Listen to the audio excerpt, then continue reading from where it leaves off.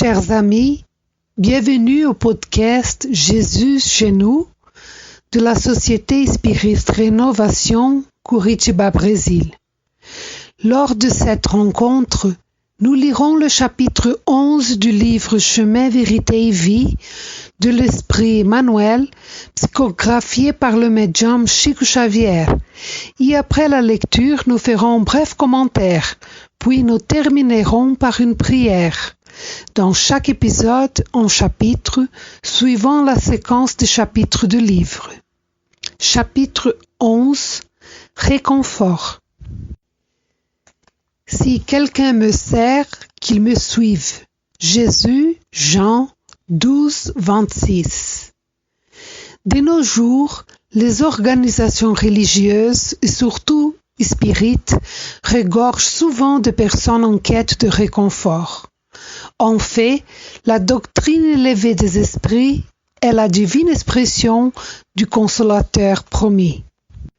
À travers ces activités, de nouveaux chemins s'illuminent à la pensée humaine, riches de profonde consolation pour les jours les plus difficiles. Cependant, il faut se dire qu'il serait illégitime se vouloir être réconforté sans s'être donné la peine nécessaire. Nombreux sont ceux qui demandent le soutien des messagers du plan invisible. Mais comment les recevoir s'ils en viennent à s'abandonner au gré du vent fort et impétueux qui souffle rigoureusement dans les escarpements de chemin?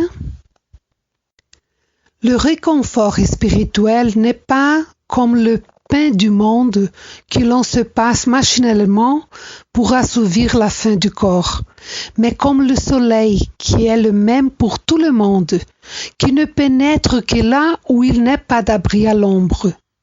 Les disciples de Jésus peuvent faire référence à leurs besoins de réconfort.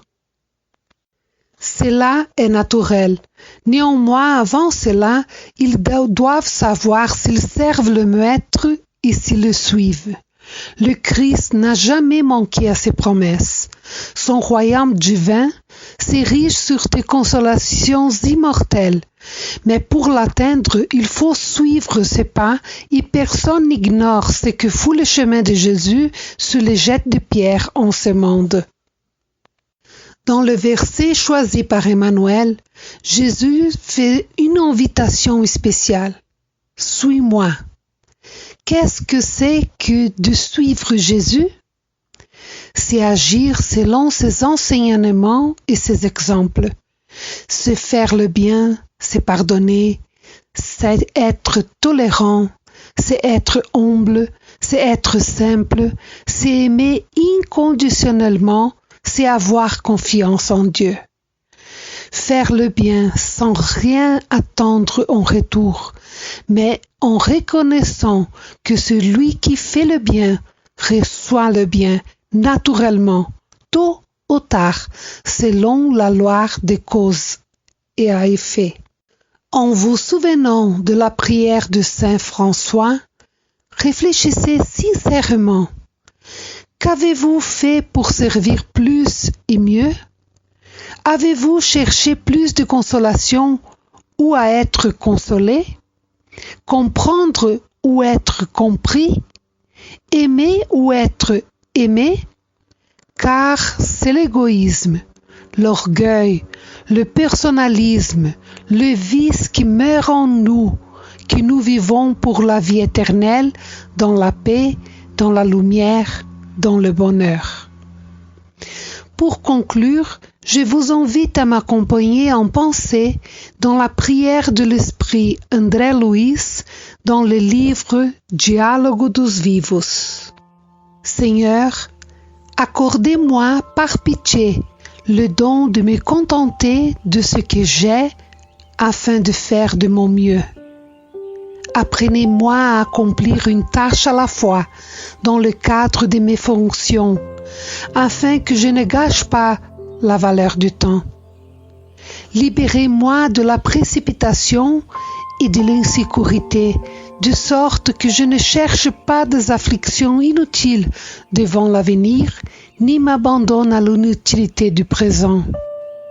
Donne-moi la force d'attendre patiemment la solution des problèmes qui me concernent sans perturber le chemin de ce qui m'entoure. Aidez-moi à m'entraîner à m'oublier, à faire au moins un bienfait aux autres chaque jour, sans en parler à personne. Si tel ou tel compagnon me dérange, faites-moi oublier ce qui s'est passé, sans donner des connaissances sur le sujet à mon entourage. Exhortez-moi à me taire sur toutes les plaintes, sur les épreuves et les obstacles de la vie, afin de ne pas déranger ceux qui partagent la route avec moi. Et aidez-moi, Seigneur, à vivre dans l'obéissance à mes devoirs et engagements, en travaillant et en servant, afin de ne déranger personne. Amen.